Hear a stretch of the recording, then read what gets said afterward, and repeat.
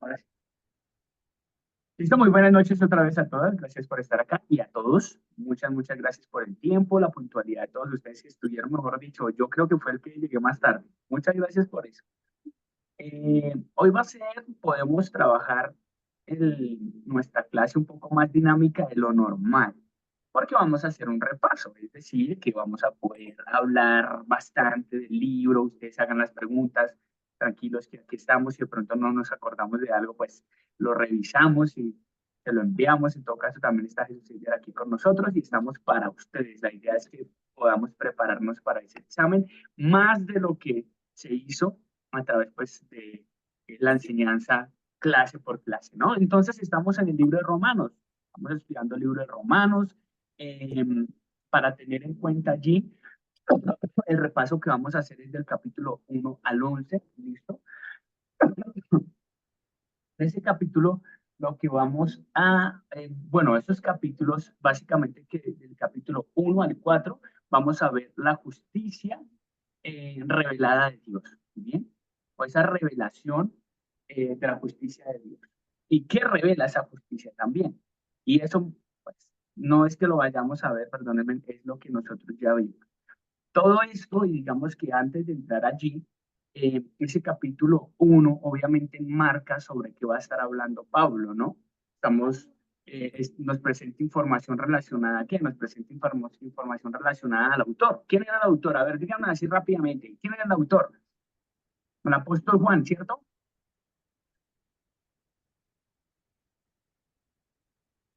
Uy, no escucho, no escucho.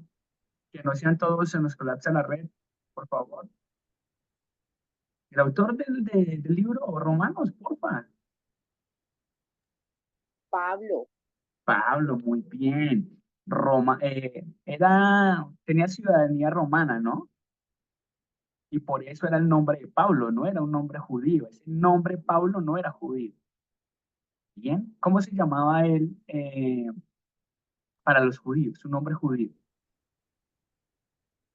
Porque también era judío de nacimiento, ¿no?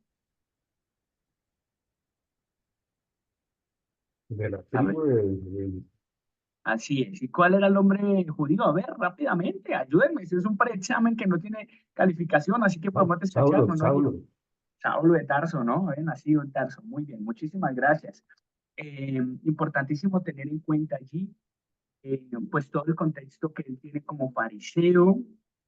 Pronto pueda salir algo allí en el examen acerca de esto y todo el contexto que esto conlleva, ¿no?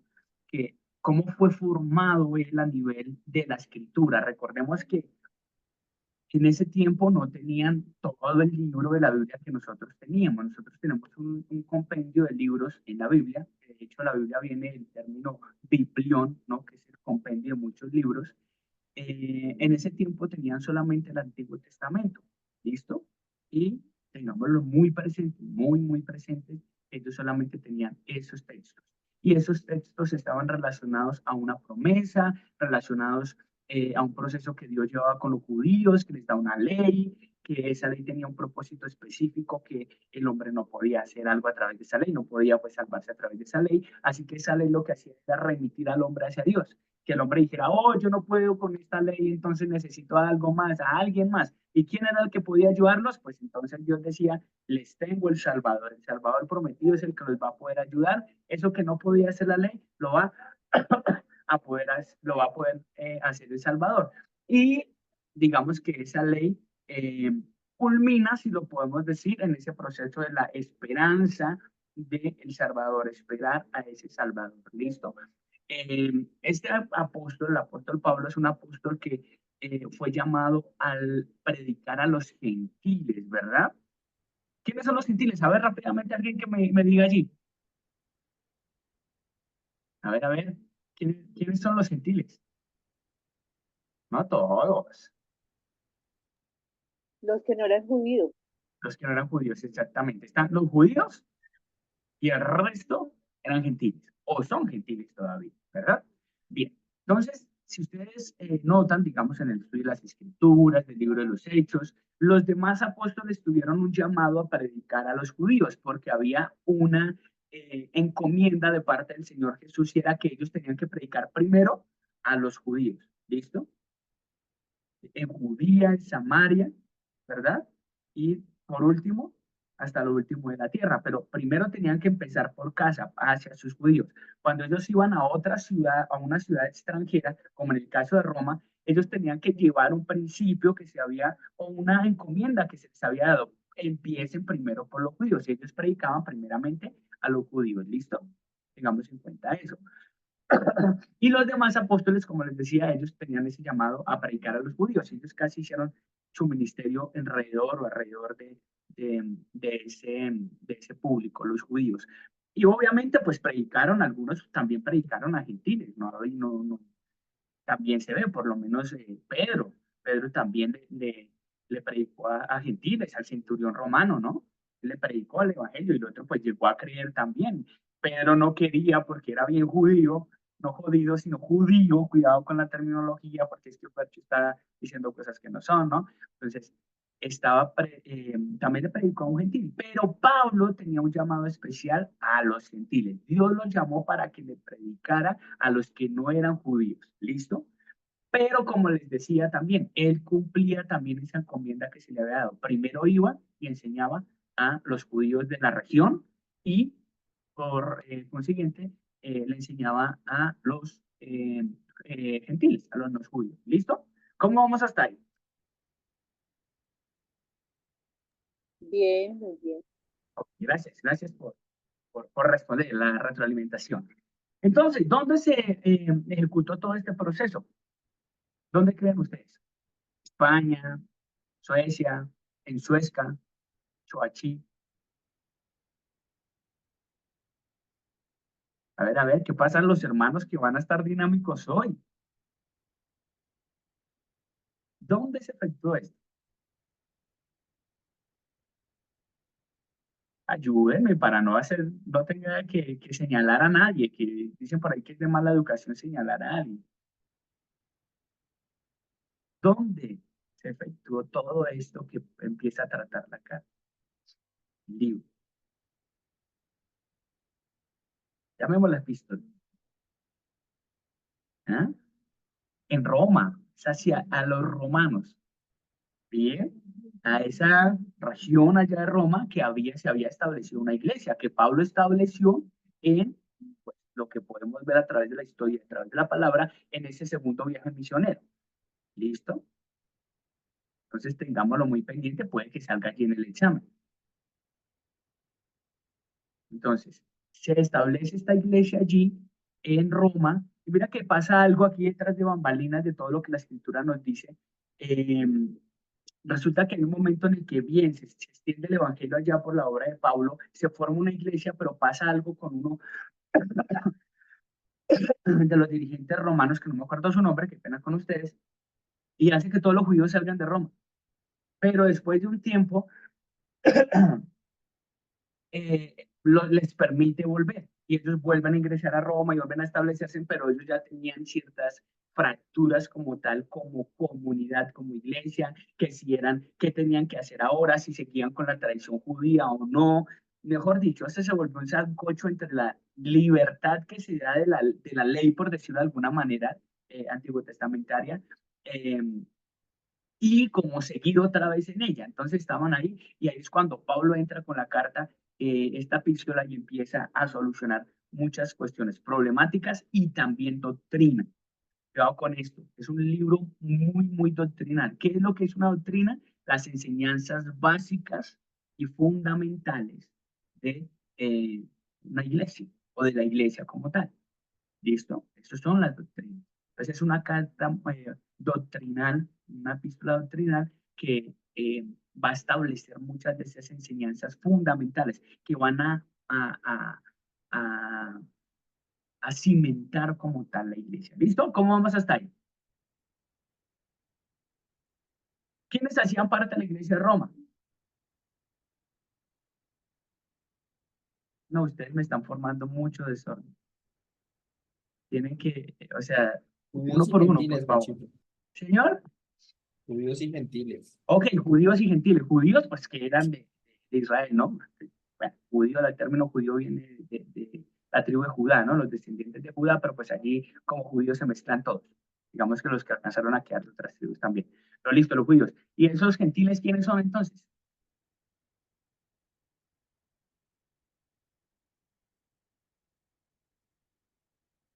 Ya me lo habían dicho, entonces todos los otros, las otras naciones que no son judías, esos son los gentiles. O sea, los judíos y el resto. Ese resto, los gentiles. ¿Bien? ¿Cómo vamos hasta ahí?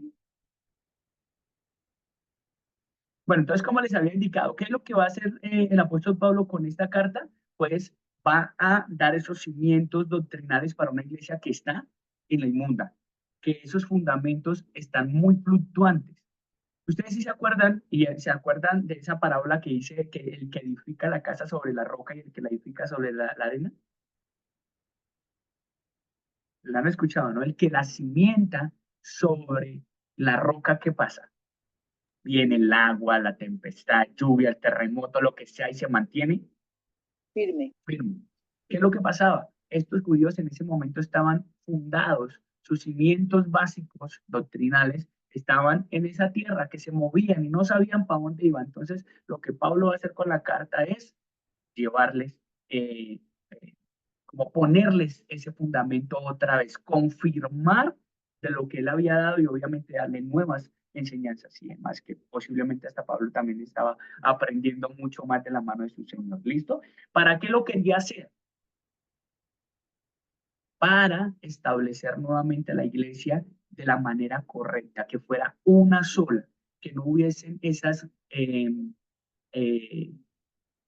fracturas que en ese momento había, que había una iglesia, eh, eso le llaman multiétnica, ¿bien? Es decir, que no solamente era judía, sino de donde fuera, donde llegaran, no importa, Dios acoge a todos, ¿verdad? Entonces, multiétnico, y que no tuviesen, digamos que, esos problemas entre ellos, esas fisuras y rupturas que tenían como tal en sus relaciones y en el compartir como iglesia y también en la percepción y enseñanza que tenía de las escrituras. ¿Listo? ¿Cómo vamos hasta ahí? Muy bien. ¿Complejo? ¿Complejo? No, No, está bien, listo. Entonces, resulta que del capítulo 1 al 4 el Señor nos revela la justicia de Dios, nos enseña acerca de su justicia, ¿verdad? ¿Qué nos decía acerca de esta justicia? A ver, ustedes me dirán.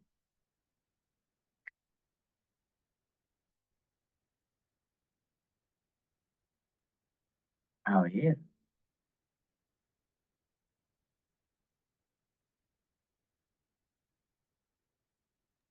los veo hoy muy tímidos. Bueno, en este proceso de Dios mostrar, revelar su justicia, estuvimos hablando de muchas cosas específicas. No podemos ir a tocar cada una de ellas porque no tenemos el tiempo. Pero recordemos que toda la humanidad, que lo que nos muestra esta carta allí en esos pasajes, es que toda la humanidad está atrapada en algo que le dejó su papito, ¿cómo se llamaba? Adán, ¿verdad? A Adán nos pasó un estado en el que de ahí en adelante todos íbamos a tener y tenemos. Todo nacido de hombre tiene una condición contraria a Dios. Cuidado con eso, es una condición contraria a Dios, que es lo que se define como pecado, ¿verdad? Eso es pecado, una condición contraria a Dios. Y toda la humanidad quedó en ese estado. Por cuanto todos pecaron y qué, están todos destituidos de la gloria de Dios. amén, muchas gracias, gracias por compartir. No me sentí solo, pensé que eran como grabaciones, no sé, que habían dejado allí, pero gracias, gracias. Entonces, toda la humanidad queda atrapada en ese estado. Todos los nacidos de Adán nacieron así, es decir, que todos están destituidos de la gloria de Dios, separados de él. Bien, ¿y esto qué amerita? Que el hombre necesita un rescate. Dios podría dejar a la humanidad que se perdiera, pero Dios en su bondad y en su amor, en ese carácter que nos ha mostrado de esa parte bondadosa, amorosa, nos dice que Él quiere hacer, Él provee medios para no alejar de sí al desterrado, ¿verdad? Es decir, que Él siempre provee la situación para tratar que la humanidad vuelva a Él. Pone lo necesario para que la humanidad vuelva a Él, pero pues está en la humanidad pues que no quieren hacer gran cosa. ¿Listo? Esto es importantísimo, téngalo ahí en cuenta. Recuerden que este rescate, esta salvación que se le debe propinar al ser humano que está separado de Dios en esa condición, eh, no sucederá o no se ejecutará, no se conseguirá tratando de obedecer la ley, tratando de obedecer la Torá. Eso lo estudiamos, ¿verdad? No se va a alcanzar. Si alguien quiere volver a estar con Dios, no estar separado de Él y solucionar ese problema de su condición como tal, lo que tiene que hacer es algo diferente a cumplir la ley, ¿verdad? Esa Torah que habíamos dicho, que son como 613 mandamientos, nosotros solamente pues vemos la ley mosaica enmarcada, digamos, en las tablas que se le dieron a Moisés allí en el monte Oreb, ¿no? Entonces, esas tablas que se le dan tienen 10 mandamientos, pero no solamente son ellos, hay otros mandamientos que tienen que ver con muchísimas cosas de su comportamiento como sociedad, como familia, en fin, 613 aproximadamente que tenemos que tener en cuenta. Entonces, lo que podemos decir aquí es que no se puede a través de esa ley. Estos capítulos también nos enseñan que la justicia de Dios ha rescatado al mundo a través del Señor Jesucristo, después de enseñarnos que estamos lejos de Dios a través del pecado, que no podemos llegar a solucionar nuestro problema con Dios a través de nuestras propias acciones y cumpliendo la ley que Dios puso y estableció. Que Dios en sí, Él dijo, sí, si la cumplen serán mi especial tesoro, pero el tema es que ningún hombre puede cumplirla. Entonces, eso lo que hace lanzar al hombre para que Dios sea el que haga algo en la situación. Es decir, que esa justicia de Dios tenía que rescatar al hombre, tenía que hacerlo, rescatar al mundo y lo hizo a través de quién. Romanos nos dice que es a través del Señor Jesús. ¿Listo? Es el Señor Jesús el que puede solucionar el problema de la condición de pecado que tiene el hombre. ¿Listo? Y eso se hace a través de la justicia. Y uno dice, ¿pero por qué justicia? Justicia entonces no es cobrar, no es que el que pecó pues se le cobra. Pues sí, es que eso fue lo que pasó. Recordemos que el Señor Jesucristo es el que pone su vida para rescatar a los otros, ¿no? Pues cuando Él pone su vida, la justicia de Dios se ejecutó. Le quitó la vida al Señor Jesucristo, que no merecía darla porque no tenía ningún problema con el pecado, ¿verdad? El pecado no tenía que actuar sobre, perdón, las consecuencias del pecado no tenían que actuar sobre él. Aquí también nos dice, y digamos que obviamente en esa narrativa muy fluida que tiene Pablo, inmediatamente de aquí nos manda otro tema importantísimo que tiene que ver y está muy relacionado con la iglesia, porque cuando el Señor Jesucristo forma la iglesia, o perdón, eh, ejecuta la solución para salvar al hombre, inmediatamente se da la salvación. En ese mismo instante, el Señor Jesucristo da como la opción o la alternativa, la posibilidad de que se cree la iglesia, que después vemos allí en el libro de los Hechos, después de que el Señor Jesucristo resucita después de unos días, eh, ellos sufren, o bueno, no sufren, bueno, sufrir no solamente de mal, sino una situación que está aconteciendo, acontece que el evento de el Pentecostés, ¿no? Y allí es cuando viene el Espíritu Santo y permite que se forme la iglesia, y es cuando nace la iglesia como tal. Esto es importantísimo que nosotros lo tengamos en cuenta. Se forma la iglesia, ¿listo? Pero mira que es una iglesia y según el contexto que está tratando el libro de Romanos, no es una iglesia judía, a diferencia del Antiguo Testamento. El Antiguo Testamento habla de un pueblo judío, y un pueblo al que Dios no permitía que nadie entrara a afectar, digamos, su descendencia, por decirlo de alguna manera. Tuvo sus excepciones a la regla, pero tenían que estar ligadas a la promesa del Salvador. ¿Listo? Y vimos muchas situaciones. Rahab la ramera, Ruth, eran de otras naciones e intervinieron, se casaron con miembros de Israel e hicieron también parte de la ascendencia de, el Señor Jesucristo. ¿Listo? Esto es muy importantísimo. Y miren que tengámoslo en cuenta que en este caso entonces, sí señora. Perdón que te interrumpa. Como se No, acaba de decir que esa iglesia que se formó, eh, no, según el contexto de Romanos, no es una iglesia judía, ¿sí? sí, exacto. No es judía. Es una Vale. iglesia que está mezclada.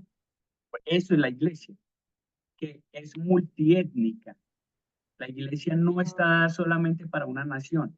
La iglesia está dada para todo aquel que quiera acercarse a Dios. Por eso dice el Señor en su palabra que ya no habrá esclavo ni libre, hombre ni mujer, ni judío ni griego. O sea, no habrá diferencia entre el ser humano. Todo aquel que quiera acercarse a ese beneficio de salvación podía hacerlo. ¿Listo? Y tenemos que Listo, tenerlo. perfecto. Ok, vale. Muchas gracias también por eso. Nos ayuda a aclarar.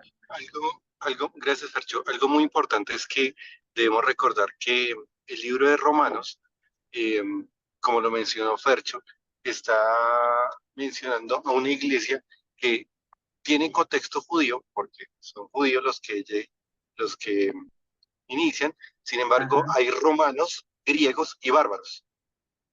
ajá. Romanos, griegos y bárbaros. Entonces ahí es donde tenemos que poner el ojo, porque como bien lo mencionaba Fercho, no es una iglesia judía como pasó, por ejemplo, en Israel, sino aquí está de varios pueblos y de todos hizo una gran nación, que es lo que menciona Pablo en varios pasajes.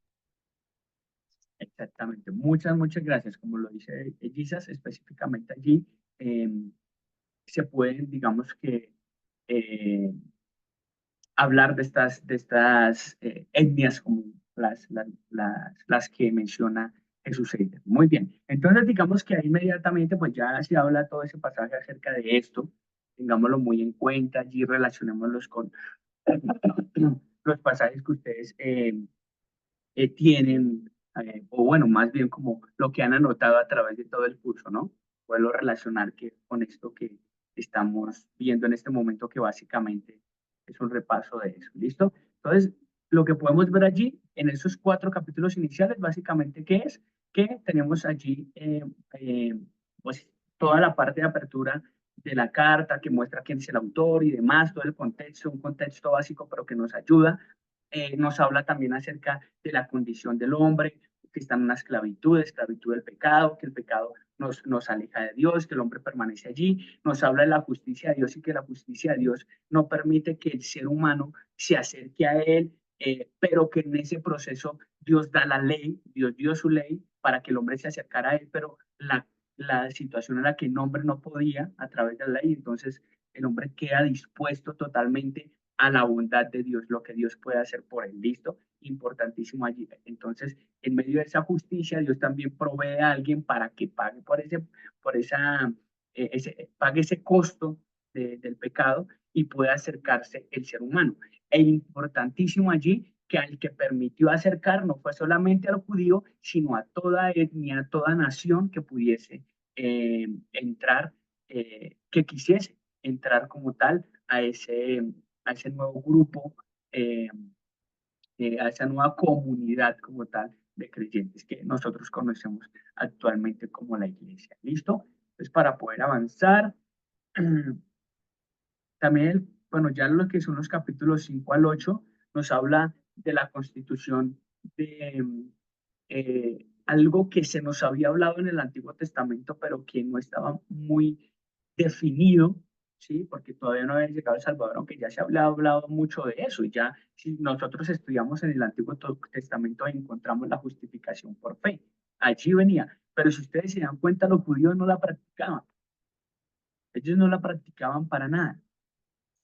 Recordemos que esa justificación por fe la tenemos allí, eh, digamos que fundamentada en la acción que Dios tuvo con Abraham. Dios lo justificó a través de la fe. Abraham conocía a Dios, conocía es el Dios de la creación, viene Dios, tiene una relación con él, ¿no? Una amistad con él, una charla, se muestra, le dice esto, le dice lo otro, y a través de ese actuar, demostrarse, llevarle la información, decirle yo soy el Dios que hizo esto y lo demás, bueno, se dio a conocer a Abraham a través de eso, entonces lo que hace Abraham es creer.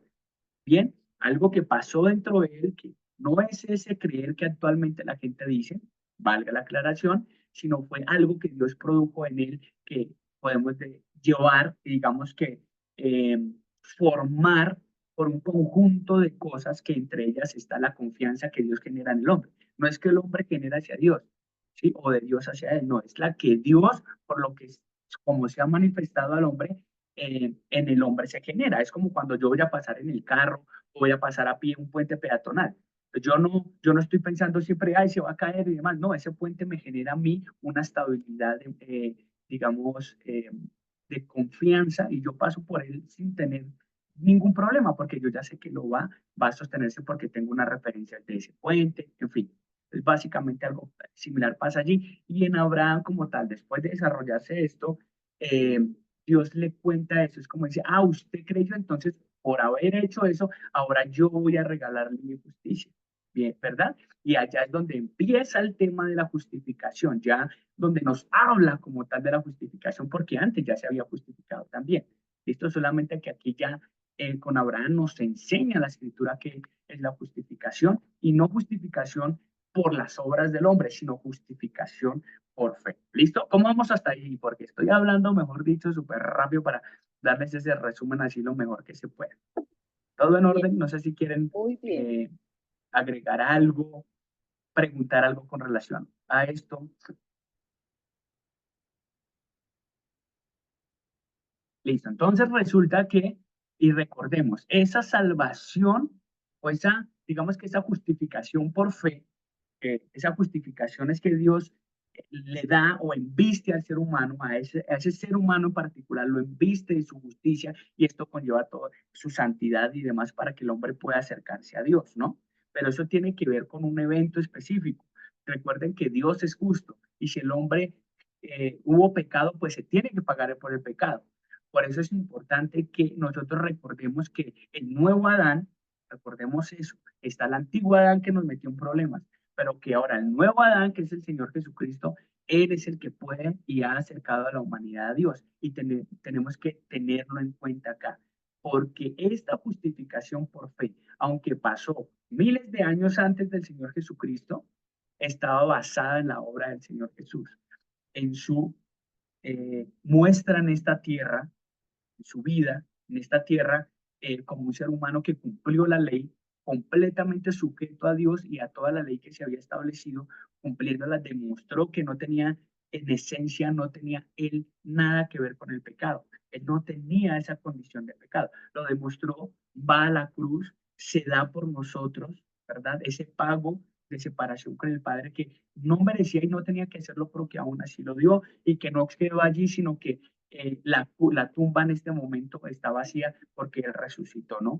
En esa obra especial es donde está basada esta justificación, que es bastante importante, que podemos decir, digamos que a nivel teológico, Él, y que también la escritura lo afirma, Él es el nuevo Adán, ¿listo? Es la figura de Adán porque es el que tomó la decisión de salvación para el hombre. Adán tomó la decisión de eh, perdición, ¿verdad? De muerte para el hombre, pero el Señor Jesucristo, en esa misma figura de perfección y demás, de santidad, le permite al hombre o toma una decisión por el hombre de salvarlo. ¿Listo? Y está dispuesta para todo aquel que se acerque a él, que escuche su mensaje de salvación y demás. Que recordemos que ese evangelio, que es lo que, ese mensaje de salvación que eh, normalmente llamamos que llevar el evangelio y demás, ¿qué es lo que significa el evangelio?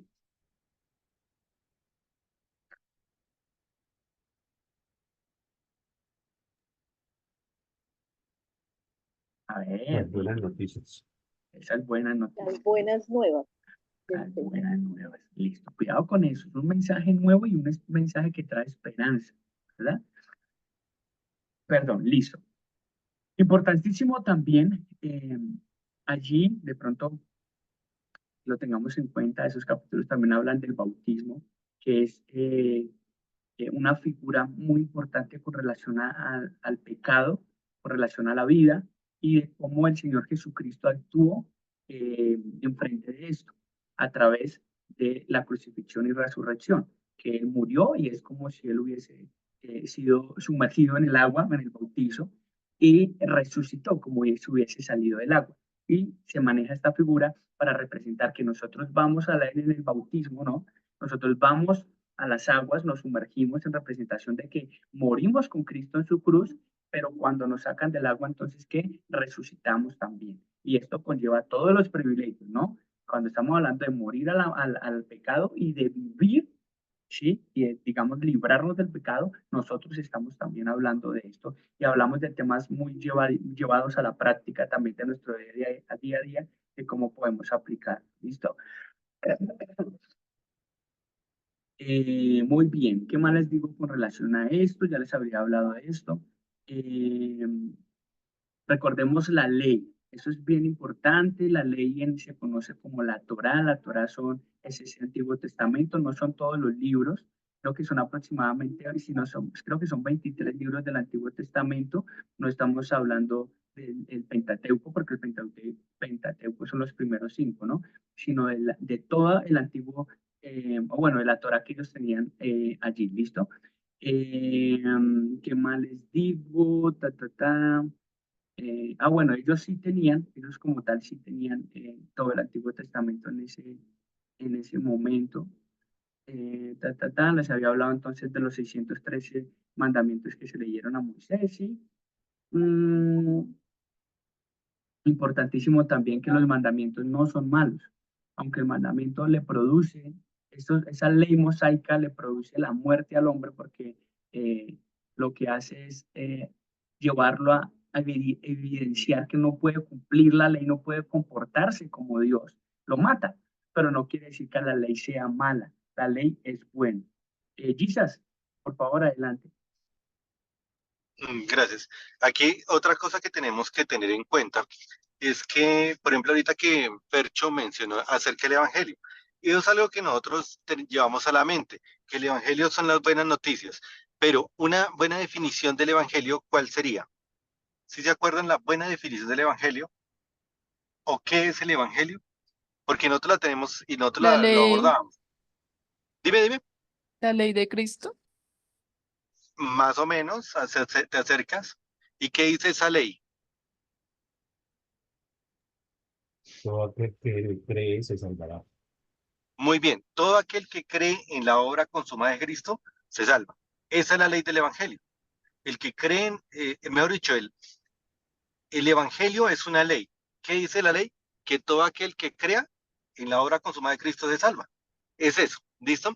Esa es una cosa. Y lo otro, abordando lo que menciona Fercho, cuando hablamos de que somos justificados por la fe, entonces ahí vimos algunos capítulos, algunas clases donde se hablaba acerca de que nosotros nos consideremos muertos al pecado. ¿Por qué? Porque fuimos justificados en Cristo. Entonces hay una parte de considerarnos muertos al pecado porque Cristo ya pagó por ello. Y lo otro es que el apóstol Pablo hace una disertación en capítulo 8 en cuanto a la ley del pecado y de la muerte, ¿sí? ¿Por qué? Porque mencionaba que todo aquello que le recordara el pecado, le iba a traer muerte. ¿Cómo qué le trae la muerte? La ley. Entonces él mencionaba, dice, en otro tiempo vivía sin ley, pero él se sentía libre y vivía sin ley, pero después quiso cumplir la ley y vino la ley y ¿qué él hizo? Lo mató. ¿Listo? Entonces tenemos que recordar ello porque cuando nosotros vamos a la ley nuevamente, la ley va a cumplir su propósito, que es matarnos. Ahora, cuando nosotros vemos a Cristo, Cristo cumplió la ley, pero no la cumplió para sí mismo, para liberarnos a nosotros de la condena del pecado. Porque él al cumplir la ley, ¿qué le trajo? La muerte. Porque ¿qué decía la ley? Que cualquiera que fuese colgado en madero sería maldito. ¿Sí se fijan? Entonces, tenemos que recordar eso. ¿Tienen alguna pregunta allí?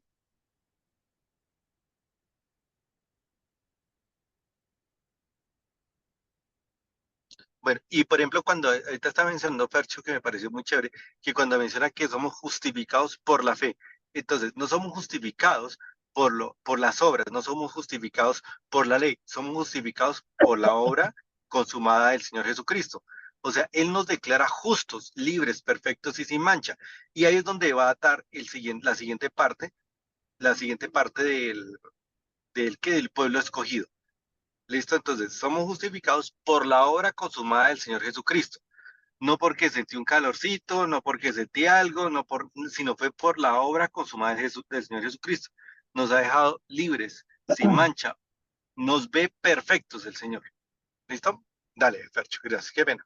No, adelante cuando necesites. Muchas gracias, Gisela, por retroalimentar.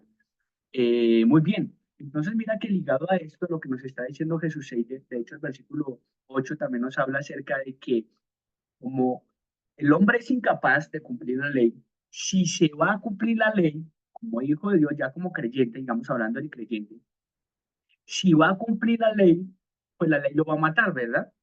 Se va a decir, uy, no, pero es que yo no debo robar, entonces me voy a la ley y me voy a amparar en la ley diciendo yo no voy a robar y voy a dejar de robar. Pues no, graves, así como dice por ahí, pailas, nada que hacer. Lo que Pablo nos dice, la ley otra vez vino a él, lo mató, ¿verdad? Le mostró quién era y lo mató. ¿Qué es lo que pasa aquí? Entonces, lo que hace la ley actualmente en nosotros es remitirnos otra vez a Cristo. Cuando la ley venga a nosotros a matarnos, lo que nosotros debemos decir es, no. Usted no puede venir a mí porque yo no te puedo cumplir. Lo que sí puedo hacer es utilizar algo que el Señor me ha dado. Y es lo que dice ese versículo 8, lo que nos habla allí, el versículo 8, perdón, el capítulo 8, es que versículo 8, en el capítulo 8, que el Señor nos dio el Espíritu Santo para que a través de él nosotros podamos tener las buenas obras que Dios ha preparado para nosotros. Es decir, que ahora yo, pues ya como fui justificado delante de Dios por su obra especial, pero también debo caminar acá y es lo que Dios quiere, que yo camine conforme a como Él quiere, como Él es y demás. No lo puedo hacer a través de la ley, porque Pablo nos dice, cuidado, si vuelvo a la ley nos va a matar otra vez, no vuelvan allá. ¿Qué es lo que tenemos que ir? A reconocer el Espíritu Santo de Dios en nuestras vidas, que es el sello suyo cuando creímos, ¿no? Es decir, en cada uno de nosotros, sus hijos, constituidos hijos de Él, nos ha dado su Espíritu. Su Espíritu está en nosotros. Ahora el Señor dice que somos templo de su Espíritu. Él está en nosotros. Y acuérdense lo que el Espíritu Santo es. Recordemos lo que dijo Timoteo. Pablo le dijo a Timoteo, cuidado, Timoteo. Dios te ha dado espíritu, no te ha dado espíritu de cobardía, sino al contrario, es un espíritu de amor, de poder y de dominio propio. Ese espíritu es el que capacita al hombre para que pueda caminar en las obras buenas que Dios ha preparado para sus hijos. Bien, tenemos que tenerlo muy en cuenta. Además, la escritura nos habla también cuáles podrían llegar a ser esos frutos. Nos dice que es una vida de paz, de amor, de paciencia, benignidad, bondad, fe, mansedumbre, templanza, mejor dicho, es decir, en un estado que lo único que hace es reflejar a Dios. Mira que la ley del Espíritu no dice no matarás, no. La ley del Espíritu lo que dice es que el Espíritu da un fruto de paz. O sea, nosotros vivimos en paz porque somos hijos de Dios. No es que tenemos que dejar de vivir en guerra. No, ese no es el mandato, porque la ley de Dios no son con negaciones ni prohibiciones, sino es mostrándonos lo positivo de la situación y la capacidad que tenemos a través de un espíritu poderoso, fuerte, que nos va a dar ese dominio propio, es que actuemos conforme a esa nueva ley, ¿listo? Que es de amor, de poder, dominio propio, de cosas positivas que si ustedes miran a Dios es así, Dios es así, y eso es lo que hace es reflejar, el Espíritu Santo lo que hace es reflejar a Dios en nuestra vida, pero tenemos obviamente que dejarlo actuar en nosotros. Ahora, que nos va el tiempo y quiero hablarles también del capítulo 9 al 11, ya nos habla allí el cumplimiento de digamos, de la profecía como tal de Israel hacia su Dios, ¿listo? Perdón, la profecía del cumplimiento, eh, o bueno, mejor, el cumplimiento de la profecía de Israel, de lo que se habla acerca de él, bien, de manera negativa y también de manera positiva. Recordemos aquí, digamos que hacía grandes rasgos, el pueblo de Dios, el pueblo, llamémoslo pueblo de Israel, porque el pueblo de Dios, el pueblo de Israel aceptó o negó al Señor Jesucristo. Por favor, no todos. Sí, muy bien. Los israelitas veían allá pasar a Jesús y decían, no, tú no eres el Hijo de Dios, tú no eres el Salvador prometido, tú no eres el bendito. Tú no eres el ungido. Tú no eres del que nos habla Isaías. Tú no eres el que vas a hacer benditas todas las familias de la tierra. Eso es lo que le decían los judíos. Israel le rechazó.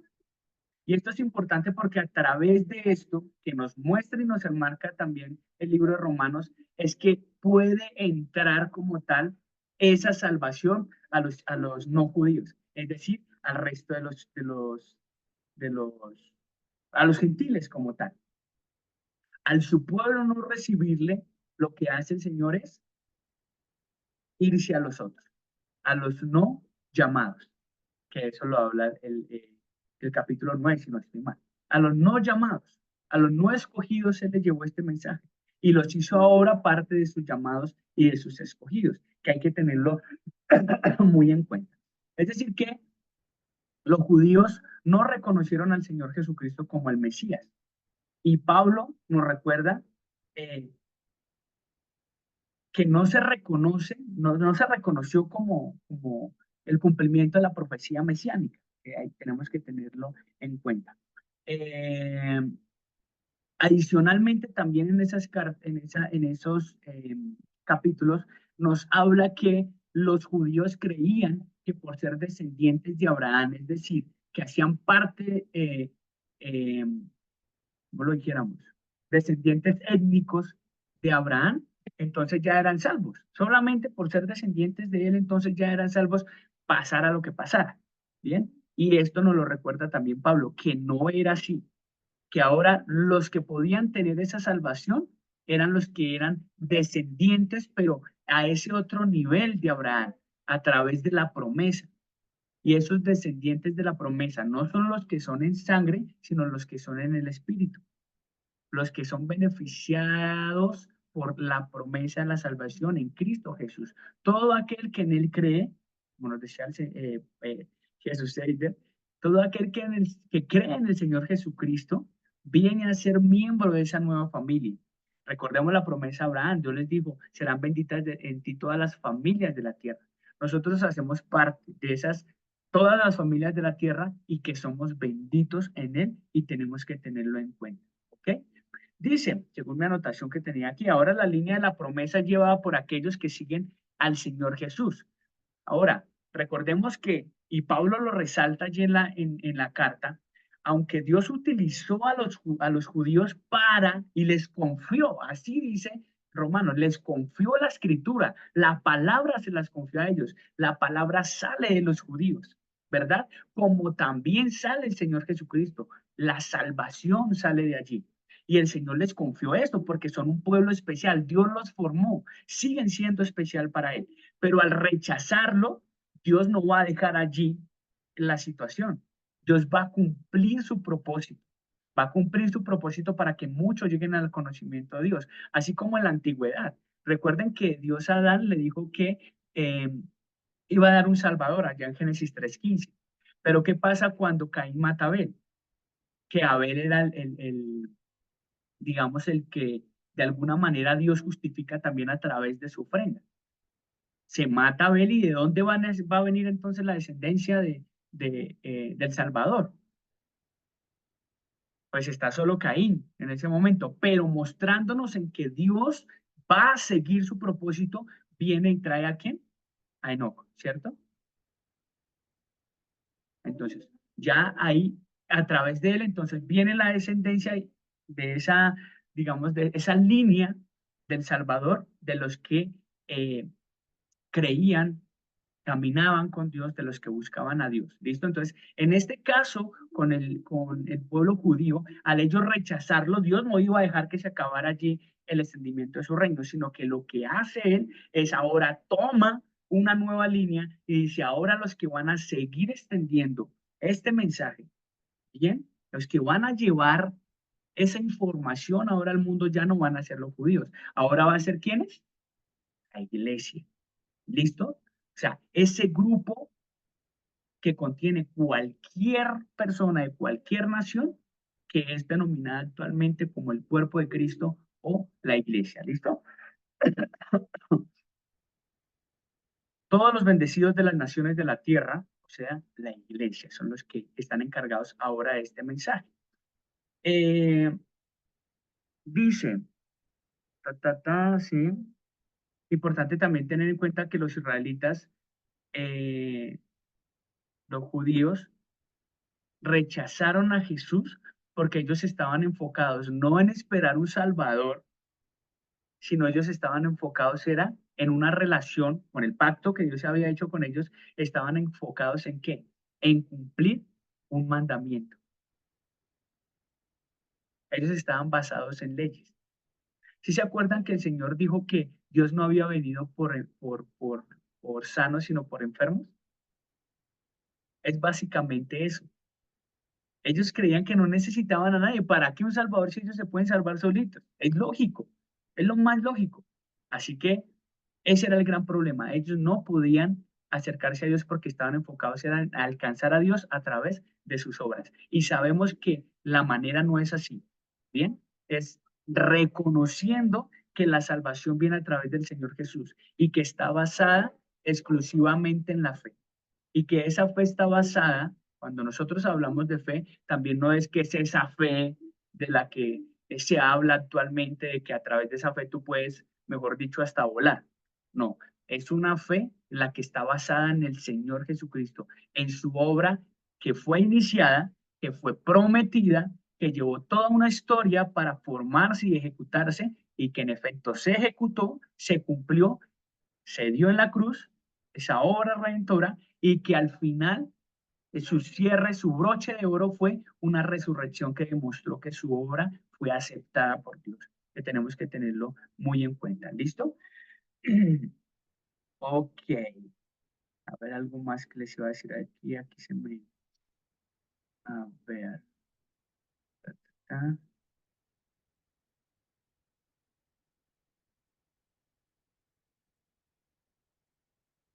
bien.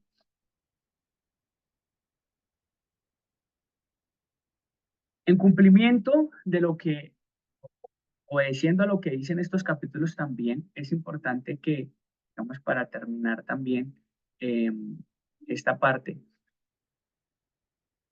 el pueblo de Israel sigue siendo un pueblo especial. Mira que me gusta mucho, he escuchado mucho, he estado escuchando esos capítulos 9 al 11 en estos días en la ruta hacia mi trabajo y la carta dice que si por su desobediencia los judíos permitieron que la salvación llegara a muchos, la carta dice, ¿cuánto más no pasará cuando ellos lo acepten? Y de hecho, va a haber un momento en el que los judíos van a aceptar al Señor Jesús como su Salvador. Y es una profecía que está establecida para los judíos. Lo rechazaron, está bien, pero va a llegar un día en el que lo van a aceptar. Y ese día, dice, Pablo dice allí, pues si ellos rechazando a Jesús bendijeron a muchos, ¿cuánto más no va a pasar cuando ellos acepten al Señor Jesucristo como su Señor? ¿Listo? Tenerlo en cuenta. Eh, Pablo también dice que hay muchos judíos, no quiere decir que todos los judíos como tal habían rechazado al Señor Jesucristo, no, en general sí, pero hubo algunos de ellos que lo aceptaron, que lo reconocieron como su Salvador. Pablo era uno de ellos, los apóstoles eran uno de ellos. Hay muchos, eh, digamos que, coobreros de los apóstoles, de los que se habla también en las epístolas y demás, que eran ¿qué? Judíos también, y también habían aceptado al Salvador, al Señor Jesucristo como su Salvador. ¿Listo? Que tenemos que tenerlo en cuenta. Eh, Cuando ellos le rechazan, este rechazo permite que el Evangelio sea esparcido. Miran que ahí es donde digamos, se reduce o se resume más bien como el por qué o qué trajo el que los judíos hayan rechazado al Señor Jesucristo. Eso permitió que el Evangelio se haya expandido. Llegó, mire, hasta los gentiles romanos. Y Pablo no iba a llegar hasta Roma, él quería irse hasta España, hasta el extremo allá a nivel occidental, ¿no? De Europa. Permitió que los gentiles fueran eh, injertados al olivo, que vemos también esa figura del olivo, un olivo silvestre, único allí, pero que hay un olivo, perdón, el olivo normal y que hay un olivo silvestre al que se inserta como tal en el olivo. ¿Listo? que ese olivo que se injerta como tal son los gentiles, es decir, vienen a ser parte también de el pueblo, somos un pueblo de Dios también, pero Dios nos llama siempre como su esposa, como su iglesia, ¿verdad? Y pues tenemos también pues que verlo así. Eh, ok, bien, esto ya se los había indicado. Listo, y bien, entonces de lo que hemos visto hasta ahora, podemos decir que los judíos y los gentiles están juntos en una familia, como les acaba de decir, una familia que eh, está basada en una promesa que se le hizo a Abraham, ¿verdad? Una promesa que se le hizo a Abraham con relación al Salvador, en esa relacionada como tal al Salvador prometido. No sé si tienen alguna pregunta o algo adicional, quizás de pronto quieras compartir algo.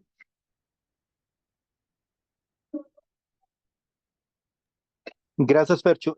No, para finalizar, recordar en cuanto a lo que se mencionó la semana pasada, en cuanto a los pecados de conciencia, ¿sí? Que a pesar de que el Señor nos ha dado libertad, nosotros sí podemos obrar para nuestro hermano, para aquellos hermanos que están creciendo, ¿sí? Porque puede ser que nosotros eh, puede ser que nosotros estemos en un nivel de conocimiento del Señor y de libertad en el Señor que podemos hacer, como lo decía el apóstol Pablo, todas las cosas me son libres, mas no todas me convienen. Entonces, para que podamos reflexionar en cuanto a eso. Entonces, tenemos una libertad que el Señor la ganó con su sangre y nos la ha dado a nosotros para que gocemos de esa libertad. Pero el Señor también nos ayuda a que podamos ser sensibles al crecimiento de los demás. ¿Listo? Muy bien, gracias, Jesus. Ok, no sé Bueno, si tienen alguna otra pregunta por ahí. Eso fue un repaso, pero así abuelo el pájaro. Bien, esperamos que haya sido también de ayuda para ustedes para nuestra próxima clase, que recuerden que tenemos el examen. Entonces, pues Giselle me corregirá, pero lo que se ha establecido es que en este horario, es decir, de 7 a 8, ustedes puedan sacar un espacio allí muy concentraditos, que no me los distraiga nadie, por favor, nada, ni nada que la novela, que la serie, que la comida, que esto, lo demás, nada, que la película, que esto, no, nada de eso, que puedan sacar este mismo tiempo que han sacado, lo saquen dentro de 8 días y nosotros les vamos a enviar un link de un form donde se ha eh, generado como tal el examen, va a ser virtual, entonces allí van a poder revisar pregunta a pregunta, muy pendientes también de lo que dice, de cómo se formula la pregunta, para que así puedan responder de la mejor forma. ¿Qué se va a preguntar allá? Pues todo lo que ustedes ya vieron. Bueno, no todo, algunas cositas de lo que ustedes ya vieron acá. Entonces no va a ser nada difícil. Además que hoy, en el repaso que les dimos, hay eh, muchos, muchas ayudas que se les dan también para que puedan responder de la mejor manera a ese examen. ¿Listo? No les quitamos más tiempo. Entonces, muchas gracias a todos ustedes. Que Dios les guarde. Y pues no sé, Gisa, si quieres agregar algo. no, tranquilo. Así, muchas gracias, sí, por el tiempo que ustedes han permanecido y han estado allí en el estudio. Sé que es un tiempo que han sacado. Los que no han podido asistir a algunas clases, sé que las han visto eh, posteriormente, pero les animo a que si de pronto les hizo falta alguna clase o tienen alguna duda, nos puedan preguntar y sacamos el tiempito. El Señor les bendiga y nos vemos en 8 días. Así es. Dios les guarde. Gracias, Gisa. Gracias Gracias, a todos y todas. gracias, Estén bien. bendiciones, gracias a Chao, Chao, chao. todos. chao. Yo haré Chao, mucho chao. repaso para que sean solo notas excelentes. Chao, chao. Estén bien. Gracias. Vale.